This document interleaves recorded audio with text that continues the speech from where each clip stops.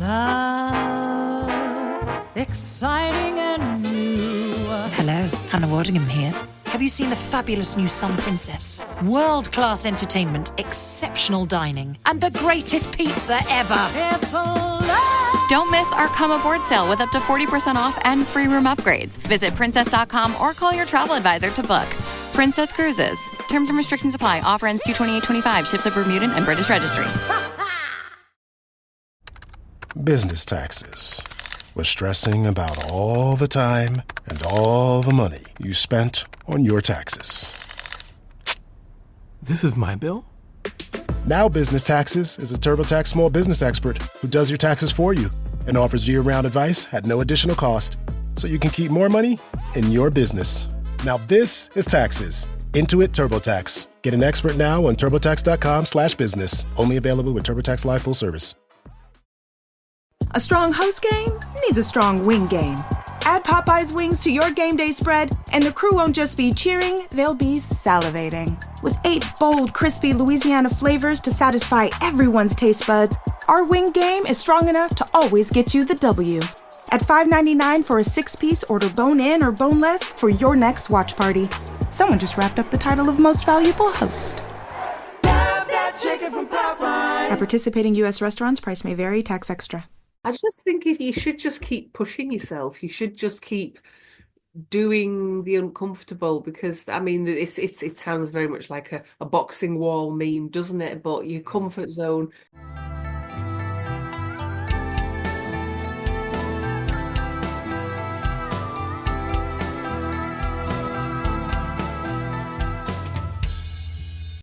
Hello, I'm your host, Les Bubka. Welcome to Anxious Black Belt, a podcast that focuses on karate, mental health, and everything in between. If you enjoy our content and would like to support us, best way to do that is to listen to another episode, share with your friends, and leave us a review. All this stuff helps the mysterious algorithm to introduce our podcast to new audience. Thank you for joining me, and let's listen to the episode. Jessica Jones, welcome to Anxious Black Belt. Lovely to see you again.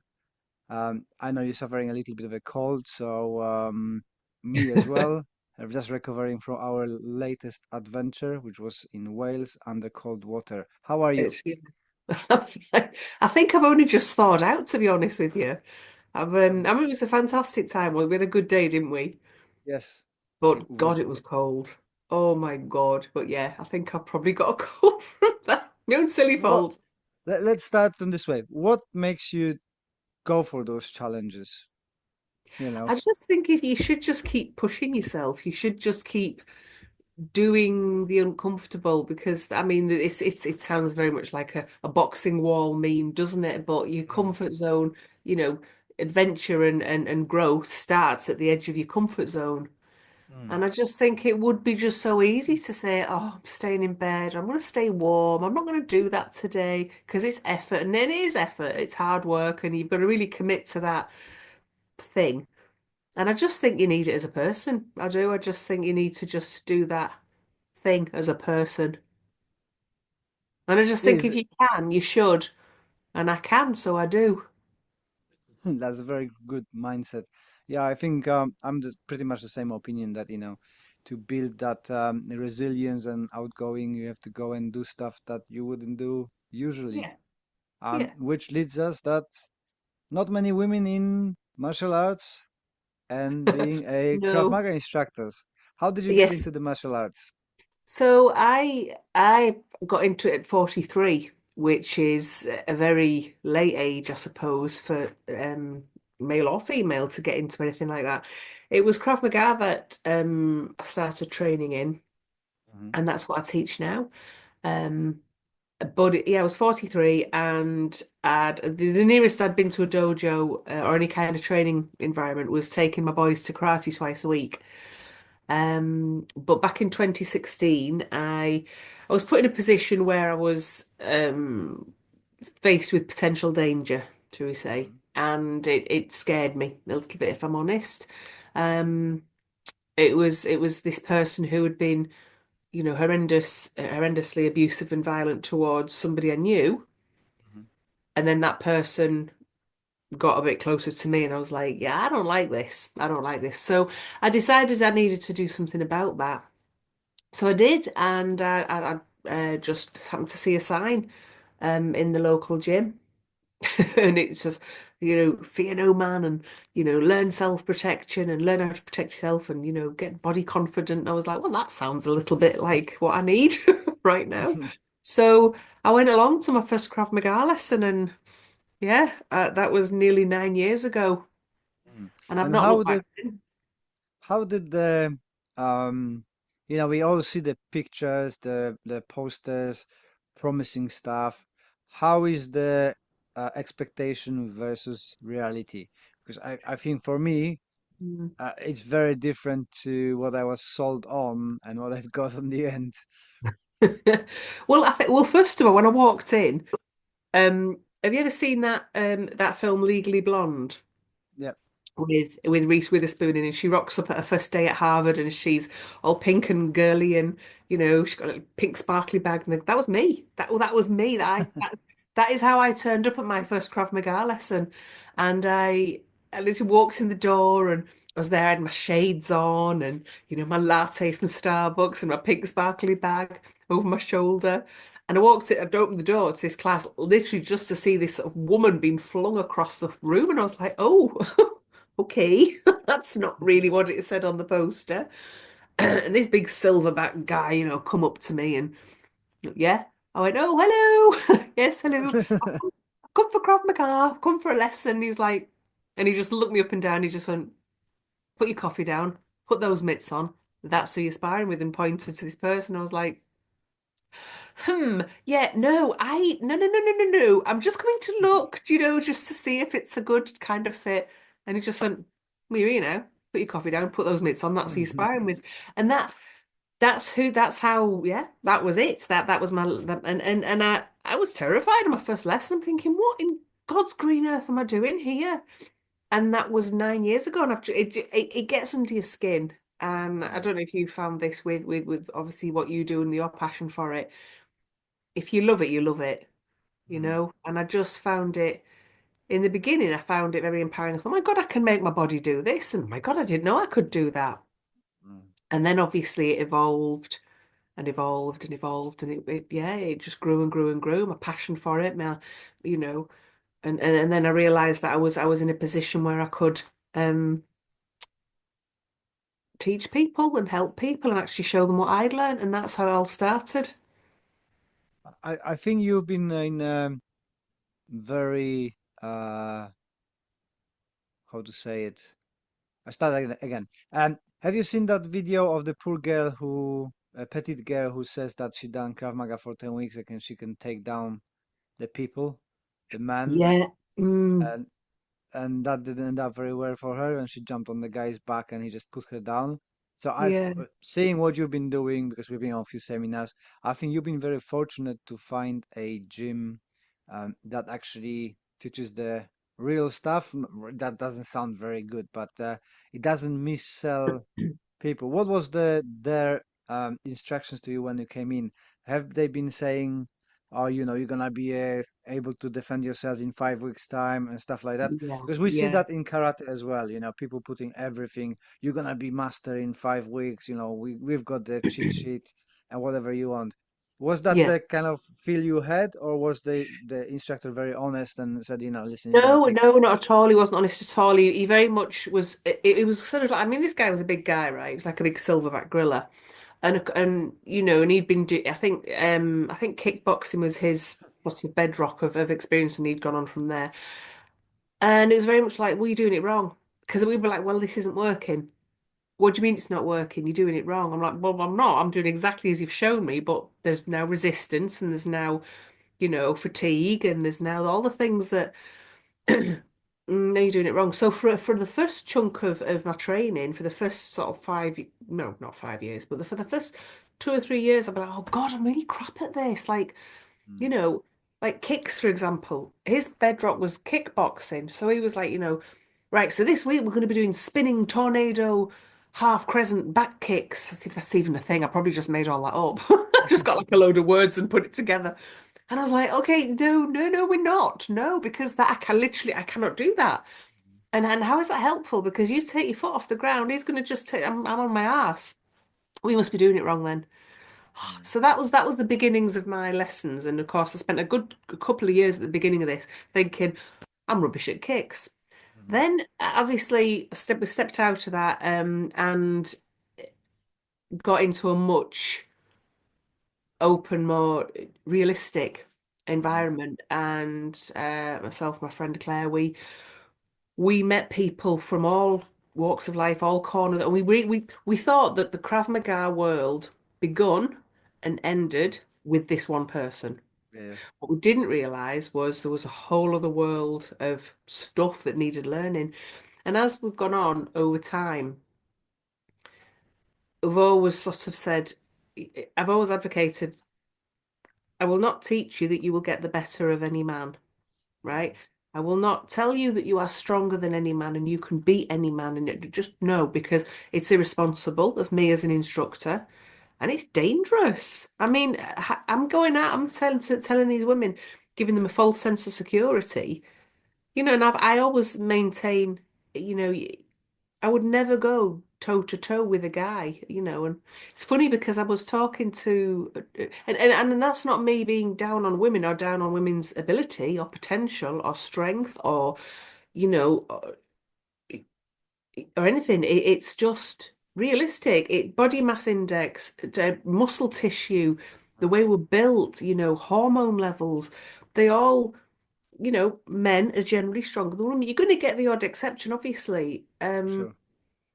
But I think it's you're doing your students a massive injustice. Women, female students a massive injustice if you're saying, "Yeah, be fine." We're talking. No, that's not what we're about at all. It's not what I stand for as an instructor. I think it's a terrible thing to do.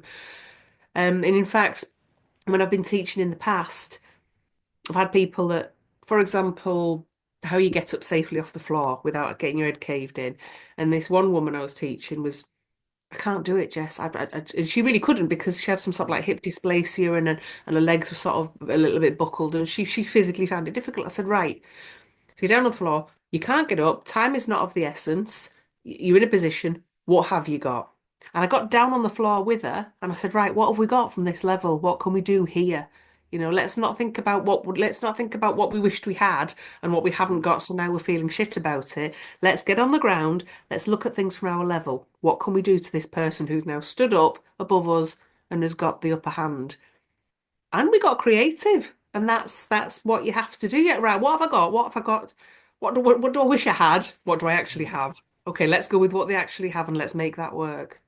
Um, and I think that's what you should do as instructors, male and female. But it was funny because um I was in the pub having a meal on Saturday, actually, just gone. And I was chatting to this couple at the bar, and I've known them for ages. And the guy, he said, "Oh, I said we saw your waterfall thing on Facebook." I said, "Oh yeah," I said that was a thing. And what are you doing that for? And I said, "Well, it's just something I like to do and challenge myself." And the guy went, "Well, I'd probably be able to do that because I'm a black belt." He said, "But I just think it's too cold." I went, "Well, okay." Why don't you just push yourself? And he said, well, it's all very well, you women doing it. And he said, but, he said, really? He said, I could beat you in a fight.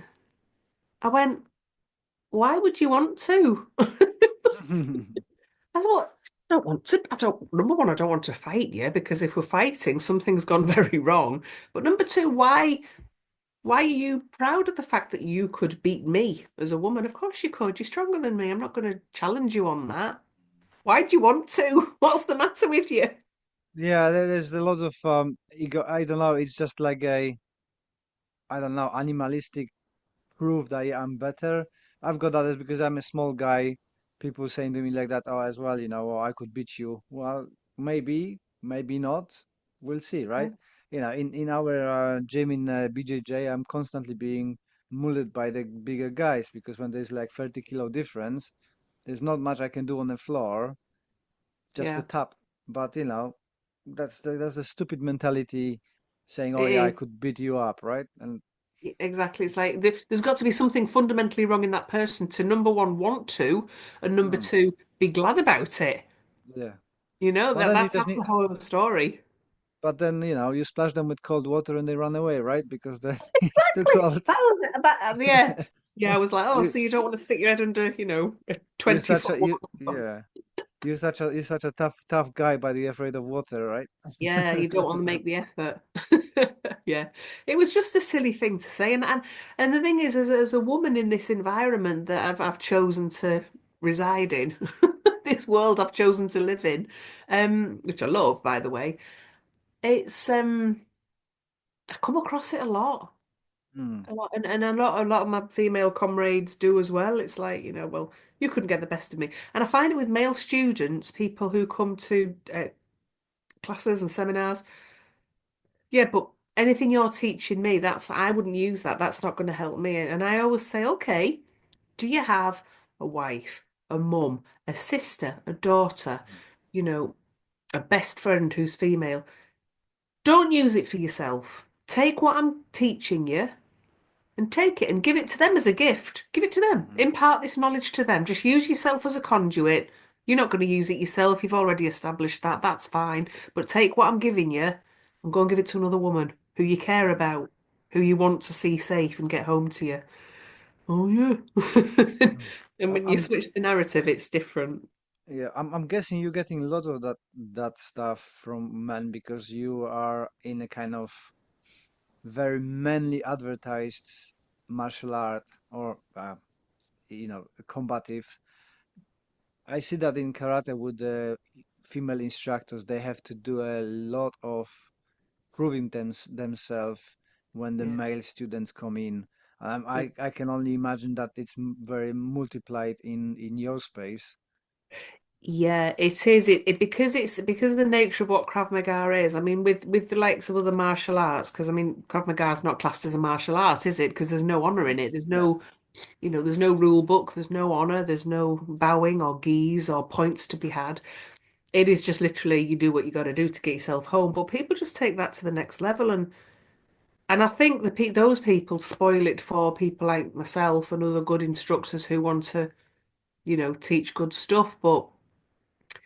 You do get it a lot where and in the beginning, I'll be honest with you, I was very much like, oh God, I've got to keep up with them and and I must be as strong as them and I was there, I was that person. And not anymore. I'm like, nah, I don't really need to be doing 100 burpees and deadlifting 120 kilos Mm. to prove that I can help you and that I can teach you. I don't need to do that anymore. I did.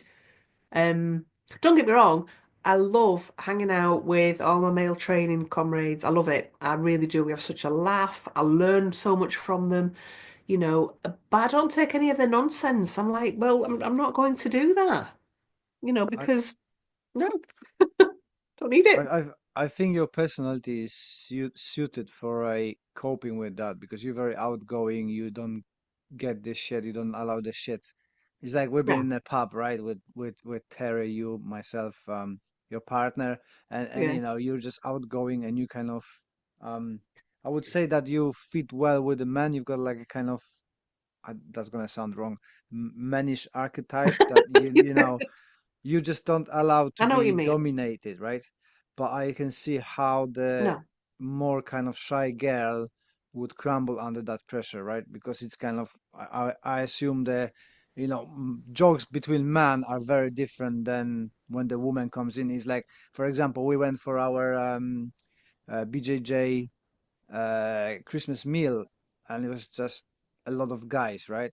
So the jokes were really yeah, inappropriate. But one of the guys' wife came in, and suddenly the dynamics changed completely. Everybody suddenly go like, "Oh no, I'm not a yeah, very posh, well-spoken person yeah, because there's lady amongst us, right?" yeah, But if you're in that environment, yeah, not everybody is like that, and you're gonna have people who just gonna take it all. You're in a Krav Maga, you must be taking shit, like in army, I suppose. Am I correct in thinking that yeah. No, way? no, I don't. Yeah, no, absolutely, and I do.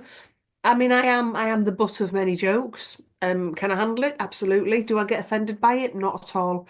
Because essentially they are good guys, I mean, I've been in company with some of the guys, and I'll say something, and they're like, "Jess!" Wow, did that sound better in your head, but I do feel very comfortable growing up. I grew up with a lot of male company, a lot of male friends, a lot of male colleagues, and this world suits me because well, it's predominantly male in there anyway, so it's either you're in it and you can cope with it, or you can't cope with it, and it's, you're not going to change them. So it's, you've put yourself in that environment. So if you're going to get offended by that, then you need to move yourself out of that environment. But no, I don't. You're right. I don't take any crap. I'm not a dick about it, but I don't. You know, it's that old adage, isn't it? Do no harm, Mm. but take no shit. Yeah. You know, Do you it's transfer that because you're in that environment and you kind of thrive in that environment? Do you take the stuff you hear and the male behavior and try to explain that to your students when they're really petite, very girly girl who never, like we spoke, we've got a community there when they've been really upset that you've been swearing on the classes. Do you try to prepare them a little yeah, bit for it, when the man attacks you, it's not gonna be all very polite and, oh, sorry, can I attack you now? Can you lay down? I'm gonna do this and that. yeah, It's yeah. gonna be brutal. It's gonna be, shouting, screaming, or swearing. Do you try to kind of get that experience from being in a male-dominated environment and seeing how the men can behave and try to get any awareness to the girls? Yeah, I do. I think we talked about this, didn't we, when we Yeah, were yeah, up at yeah. the waterfall. I teach a particular community in Manchester that comes from a very God, what's the word I'm looking for? Isolated, Protected and protected. sheltered and protected and naive, really, culture. And they've chose to come to class. And I remember we started lessons with them about 2 years ago now. And my first lesson, start teaching, using dialogue, or I to try and explain to them about, various sort of stimulus that they're going to get. And I got a phone call about 3 days afterwards off one of the girls' mums. Well, it was two girls actually; they were sisters. And she said, "Oh, hello, is that Amazonia Krav Maga?" I said, "Yes, it is." And she said, "Oh, I'm XY's mother." Okay.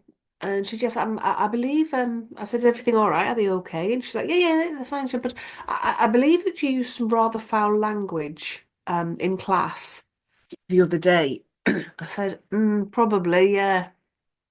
Why?"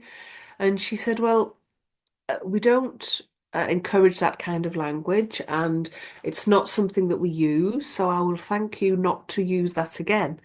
I said, "Okay, well, thank you for your call. I have heard what you've said.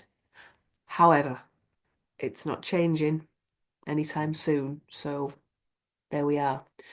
I made no apology for it.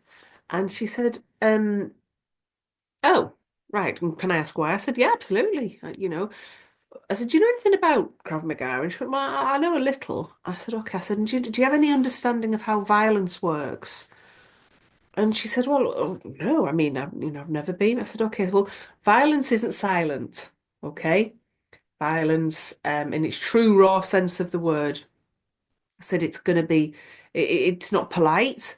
It doesn't ask permission. It doesn't come with any warning.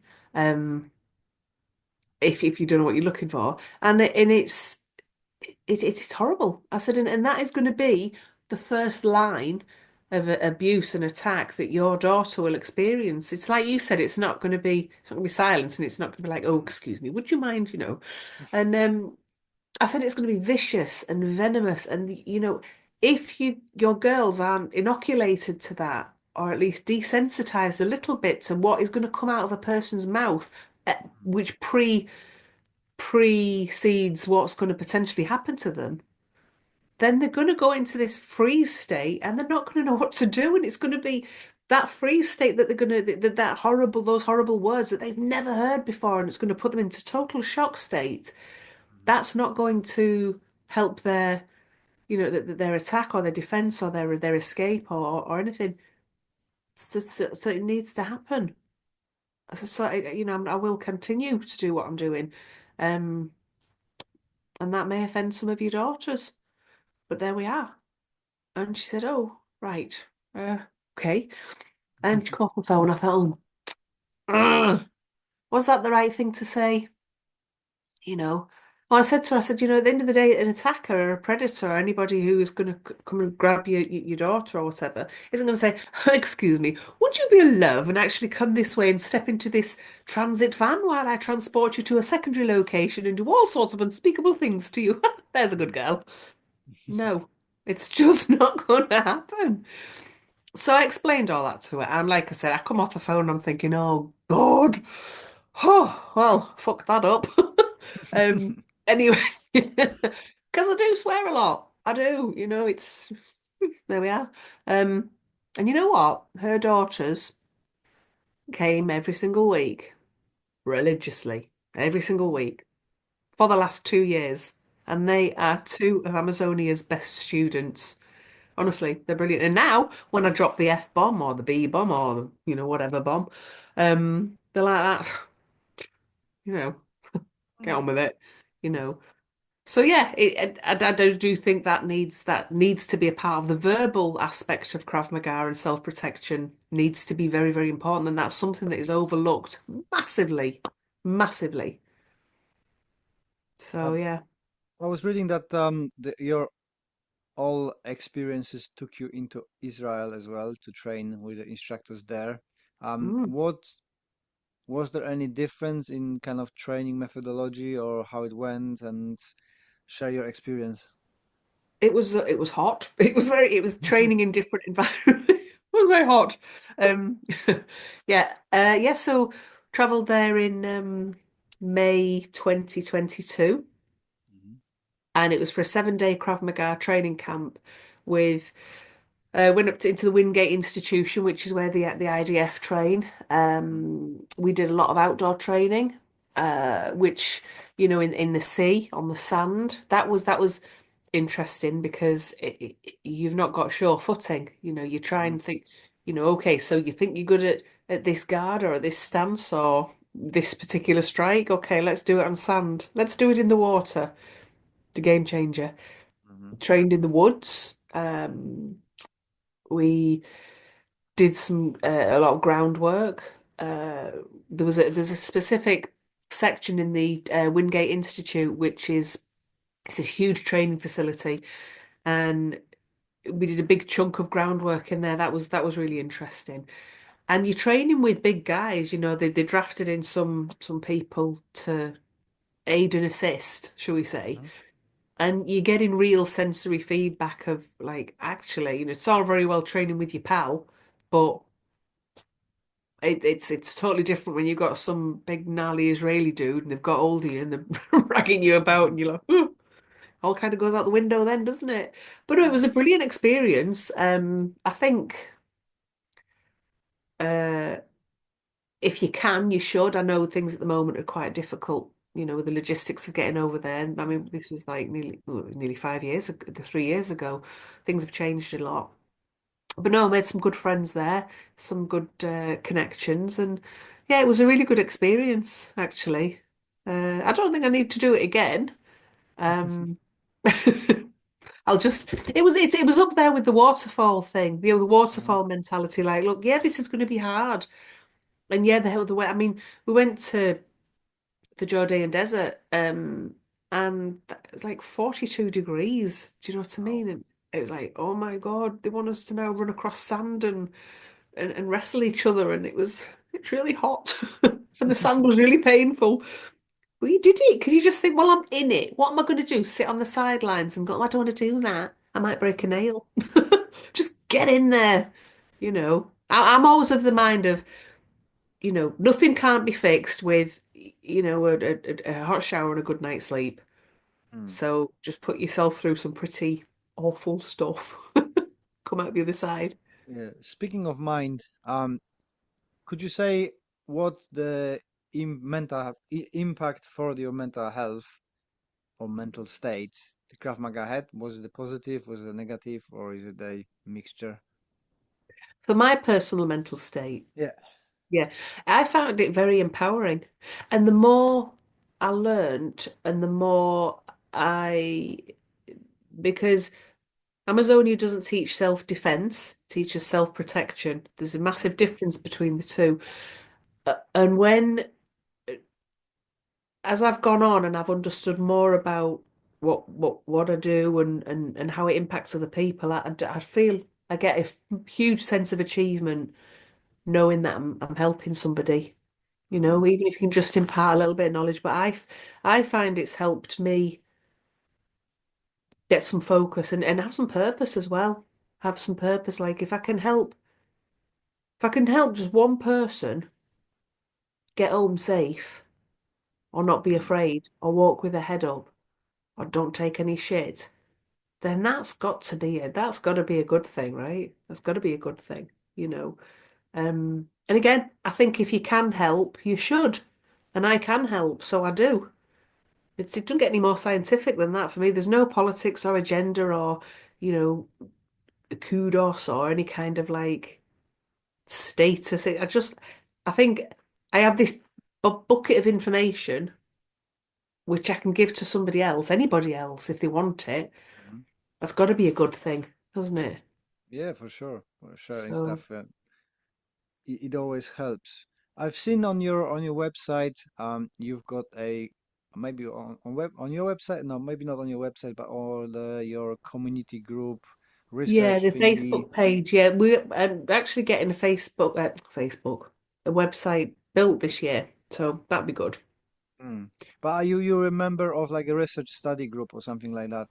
And Yes. I've been Yes. So, Tactical Research and Development Group. yeah, that's the Yeah. one. And there Yes. is a under your name, there is a saying you said, sometimes teacher, always student. Yeah, so Um, the back of Amazonia's logo it's spelt in Hebrew. oh, okay. And it's sometimes a teacher, always a student. Hmm. Because again, you're always learning, always, and that is however I enter into somebody else's seminar or learning environment. I don't go in there as an instructor. I go in there as a student Mm. because I think you should always learn and you can always keep learning. And that's round the edge of Amazonia's logo. Um, but the Tactical Research and Development Group, I've been involved in that since 2020 for 2 years, I think. And Mhm. it's really good. It's really good. We meet 4 times a year. Again, work with some really great guys. There's a couple of women in that group as well, Katie and Sarah. But yeah, it's basically it's a guy called Mo Teague. I'm sure many people have you heard of Mo Teague? Yes, Yeah. I met Have you Mo met him? once. Yeah, once. Yeah. Yeah. So he's a lovely chap. A lovely chap. Right up until he's not. No, I don't mean that. And I met Mo in Telford when I was at I'm at Himmelstein seminar. And at first I didn't realize what his history was. And, there's a story that goes with, how I met him and the huge clanger I dropped, but I'll save that for another day. And yeah, he invited Amazonia to come and join this research group, which is basically a collection of people from all across the country. And Mhm. we're putting together this training package that's universal, really. And it's sort of getting all the bits from all different disciplines and all different uh, types of training and experience, and then picking it apart. And the good thing about what Amazonia does and Amazonia's place in this group is it's like we're like the what if brigade. Like okay, so we're gonna do this particular thing and in this situation, I'm like, so my hand goes up at the back, and I'm like, yeah, but what if, and it's well, what if what? What if you're pregnant? Mhm. What if you're only 7 stone, wet through? What if you have learning difficulties? What if you're in a wheelchair? What if you've got hold of your children's hand? You know, all these things that you're putting into an environment that would happen if there's no other stimulus. There's nothing else going on. What about the layperson, general society? Because these people that are training in these things aren't the people that need it. The Hmm. people that need it are general society. You know, if we lived in a world full of machine-like soldiers, we wouldn't need this, but we don't. There's just Yeah. general people living their life and going about their business. They're the people that need it. So I'm always at the back going, excuse me, sorry. What if? So I'm like the what if goblin that sits at the back of the class. But it's helpful. It's needed. You need to question it, and keep going back and keep going back and that's why it's a research and development, Mm. because we do research many, many things. There's many different experts in that group, and they've all got their own skill level and skill base that they bring to the party. So Mm. it's a good combination of people. I enjoy being part of it, Cool. definitely. What motivates you to go and take all those different seminars with different peoples? Because for many people, when they join in Krav Maga, they join in karate, they kind of close themselves in, this is the only path I take. But I see you on different seminars. There's Tommy Jamur, there's karate guys, there's this and that. What motivates you to go and actually broaden your horizons instead of just rely on Krav Maga? Well, you've just said it, broaden my horizons. Yeah, because Yeah, but again, sometimes a teacher, always a student. If mhm. I was to learn, if I was to just to stick with guys that were teaching Krav Maga and only Krav Maga, I would have never learnt about the uh, strength and power behind verbal de-escalation, or looking at awareness, or breaking down different sections of awareness. There's personal awareness, there's uh, environmental awareness, situational. I wouldn't have learned about all of that. I wouldn't have learned about um, all of the different behavioral, uh, red flag behavior, green flag behavior, different types of, social violence, asocial violence. I wouldn't have learned a lot of the theory stuff that I've learned. And like I say, I've met some fantastic people, but I'm not a closed book. I'm not like, oh, you can't teach me anything. Because I think if you think you're the smartest person in the room, you're in the wrong room. You've Yeah. probably heard that saying before. And yeah, I just love learning. I'm just like a little sponge. But like Tommy Joe Moore, I always go with my notebooks to Tommy's. I'm there on Saturday actually, down in Worcester. Um, and yeah, I can just pick up loads of information. Just talking to you last Saturday, like a little sponge, just absorbing things and learning things. Because why would you not want to? Why would not? I just don't get why people have to have this closed mind and you can't teach me anything. Well, that's a bit silly, isn't it? So I just True. love learning. So how did you get, what was the decision? Because you went into Krav Maga as an individual who wanted to learn self-protection. Mm, How did that end up that you and your friend started in Amazonia? Because you don't just go in like, yes, I'm gonna learn this, I'm gonna start a business, I'm gonna be teaching other people, I'm gonna be yeah, great. You're going yeah, like, no, I want to improve myself, right? yeah, no. So the back in the day when wait a minute, is it really dark in here? Do you want me to turn a light on? No, it's fine. You've got a light behind you. It's perfect. Have I? I don't know, because my You, reflection, I look a bit ghoulish. Whoa. yeah. Sorry.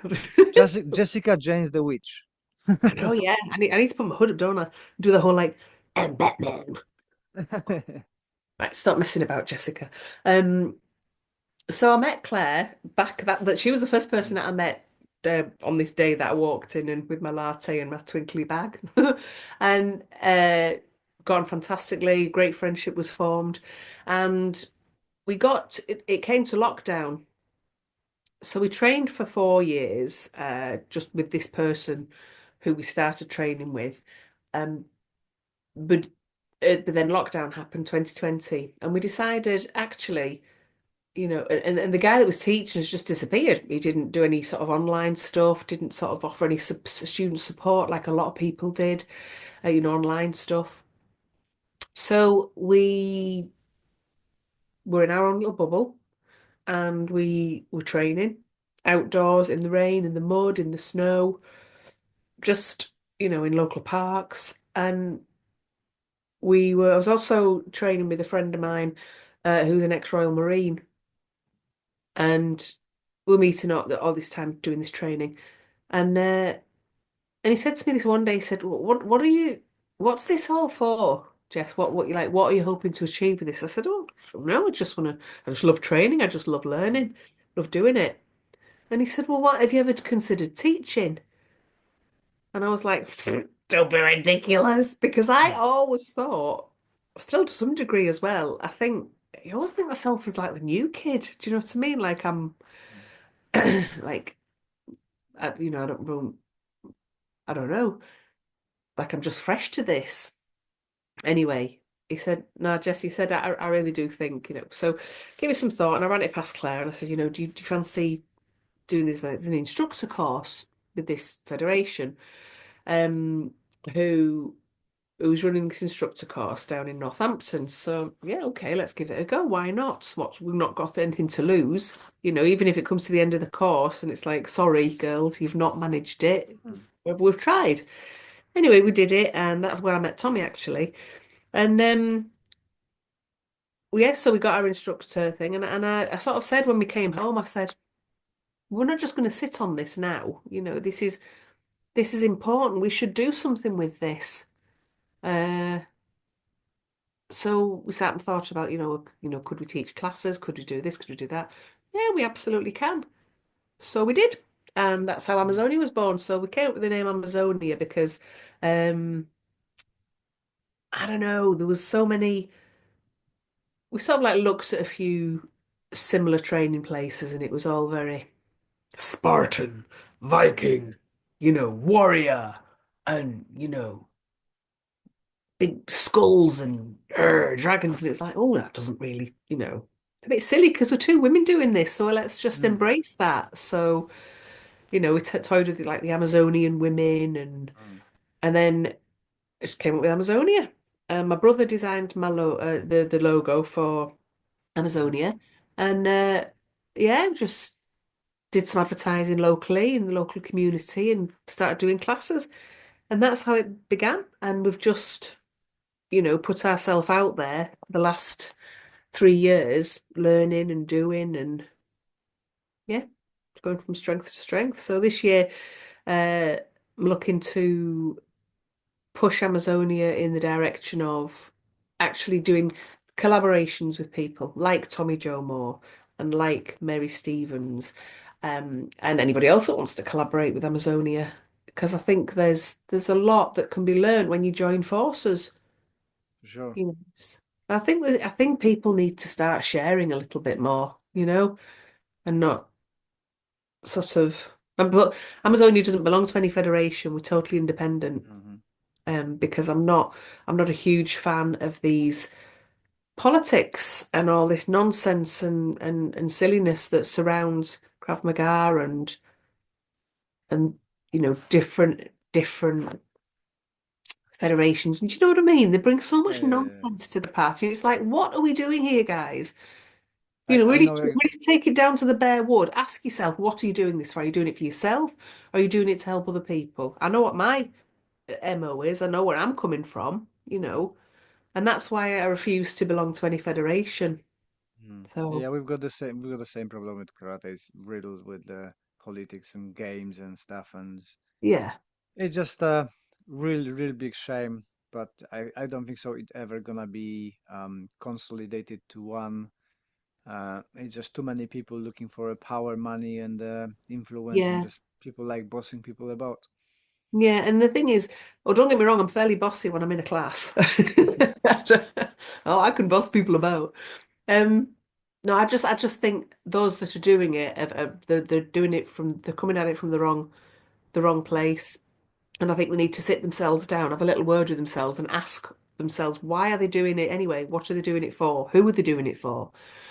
And, you know, I know where I'm coming from. I know what my I don't want to use the word agenda because it's a horrible word, but I know what my driving Mission, force is. your And my mission. driving force is helping people. And it's funny, because you mentioned that I have a lot to do with different disciplines, and I sort of like jump in and jump out with different people and things, different training environments. And I get so many people saying to me like, so like, well, what do you teach? Do you teach what belt are you and what grade are you? And I don't teach any sort of uh discipline really. Um, I don't have any belts. I have a couple that hold my pants up, but that's pretty much it. I've got got a brown leather one. That helps. Don't have any belts. I don't have any, there's no grading. And I just say to them, I teach the ancient ninja warrior art of Bathakat. And like, I'm sorry, what about discipline is that? Is that like Shotokan? Is that Kinyokai? Is that, you know, no, no, just Bathakat. I've not heard of that before. I said, okay. I said, have you got a cat? Well, yeah. Tried bathing it? No. No. Why not? Because she'd kick my ass. That's what I teach. And that's it. It That's doesn't gonna have be to a that's gonna be a title of this show, Baffle Cat. Bathakat. Yeah, Baffle Cat. definitely. Yeah. I remember doing the Festival of Martial Arts a couple of years ago down in Somerset and doing this seminar. I was sort of like teaching section in the festival. And this big gnarly guy, big Viking, bald head, big braid and beard and tattoos, he looked the business. He looked like straight out of something out of the Vikings documentary. Mm. And I was trying to explain this Batha cat and he said, I don't know what you mean. And it's because I was down south and it should have been Bartha cat. Mhm. Because I'm up north, I'm like Batha cat. Anyway, he went, "Oh, right." He said, "Yeah." I said, "He said I would never do that. I no." He said, "I've tried that. I've tried to bath my cat." I said, "How did that work out for you, bud?" And he went, "Not great." He said, "She absolutely mullered me." He said, "I even tried to get in the bath with her to try and bath her." He said, Mm. "She just kicked my ass." And I was like, "Well, there you go." Yeah. If the cat doesn't want it, just let it go. It's And I bad said, enough to give bad "Yeah." enough to give them tablets. It's just like ah. Do you know what? Whenever I'm going to give my two tablets, because I've got a cat called Mouse, obviously, poor little thing's got an identity crisis. So whenever I've got to give Mouse a tablet, I shove him down the leg of of some jogging pants, the Mhm. elasticated cuff, Yeah. to get his little head popped through. So I shove him down that, so he can't get out and he can't do anything. Mhm. And that's how I give him tablets. I just shove him Oh down the wow. leg of it. Yeah, it's a good tip, and it Thank doesn't you. hurt. So yeah, that's it. Because cats don't have black belts, do they? And they No. don't haven't got certificates and badges behind their name. They just have teeth, claws, the will to survive, and some serious attitude. Mm.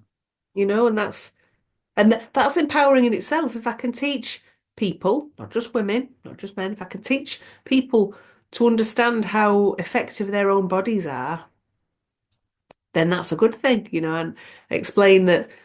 It was just in the head alone. There's five weapons in the head alone. And you can see them going, "What? How does that?" So I don't, I'm not very good at punching. You have to be in your head. There are five weapons.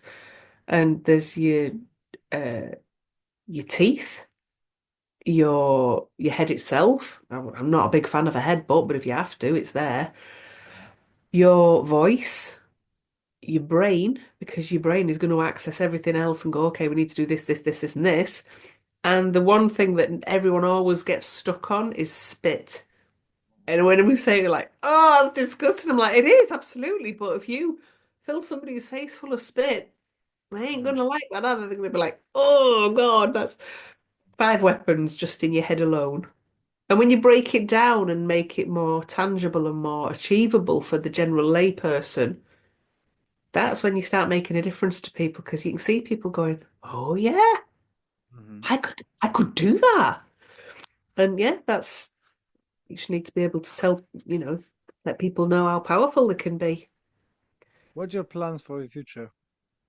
So plans for Amazonia this year are I need to get the website built, which I've got a guru doing that as we speak.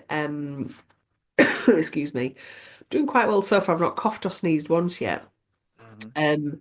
And going to start doing 6-week courses. So instead of having, I'm going to carry on with the lessons down in the Jewish community in Manchester, and I'm going to be doing 6-week block courses in various areas. I'm also in talks with universities to be able to roll out personal safety and self-protection workshops. I'm not sure what that's going to look like just yet, whether it'll be a workshop, a one-off standalone workshop, or a block of 6, like a 6-week course that I can take to universities and colleges, because you probably know this yourself, but the amount of sexual assaults, the statistics and sexual assaults in the first week of new students starting university is through the roof. 'Cause it's Freshers' Week, so everyone's getting drunk and having parties, and sexual assaults to women especially are huge. And I think if I can teach these people a little bit of savvy and a little bit of awareness and some personal safety before they start university, then that's going to help the chances of being a little bit more switched on and to look out for potential dangers. So that's something big that I'm getting my teeth stuck into this year. So working with universities and rolling out 6-week courses rounded about. We're well, in the northeast, really, in the north end of the country, because I can travel to wherever I'm needed to go. Really, that's the beauty of it. I've got full autonomy to be able to say, somebody ring me up and like, right, we could do with you doing a course in Nottingham. Okay, great, no problem. So I'm in a very good position where I can go go where I'm needed to be. That Which comes is with good. independence, right? Yeah, it's a good feeling. Yeah. Where people can find you? So I'm based in Manchester. I teach in Manchester. But if you have a look on our Facebook page, Amazonia Krav Maga, all the information, there's lots of updates of things going on there, and there's some contact details of how you can get in touch with me as well. And like I said, the website is currently under construction, which I know sounds like a big cop out for people that haven't done the website yet, but it's yeah. You've got So 3 weeks before this episode comes out. yeah. Yeah. No, it's in the pipeline, so it's going to get done. But yeah, lots planned for this year. I'm going to go. I've just done a seminar down in South Wales, which was good, self-protection. So that was the day after we did the waterfall. Yeah. So I was explaining to the ladies that came to the seminar what I'd just done the day before, and they were looking at me like I was bonkers. Um, so yeah, wherever anybody needs me to come and teach, I mean, I say ladies self-protection seminars can teach anybody that wants to learn. I'm more than happy to teach them. And like I said, I intend to, obviously, I've still got work this year with TRDG. So that's going to evolve and develop more this year. And then just attending as many seminars as I can, and Kaizen in October. So yeah, It's a good plan. busy, busy, busy. Very good plan. You got to have a plan. Yeah, always. Jessica, thank you for your time. It was a pleasure talking to you, and I wish you all the best with the future plans and seminars and developing the self-protection in women's space. Brilliant. Thank you very much, Les. Been lovely talking to you. Cool. Take care. Well done for listening to all of it. You are a superhero. Thank you very much for your support. And if you could leave us that review on a podcast platform, that would be amazing. I appreciate your time, appreciate your support, and I wish you all the best until the next one. This podcast is part of the Sports Social Podcast Network.